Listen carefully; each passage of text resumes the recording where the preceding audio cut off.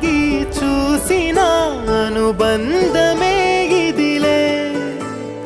వయసు మీరిన పాసమే ఒక కావ్యమైనదిలే రేపలా ఎప్పుడు కంటి పాపగ కాచులే రేపునా మాపునా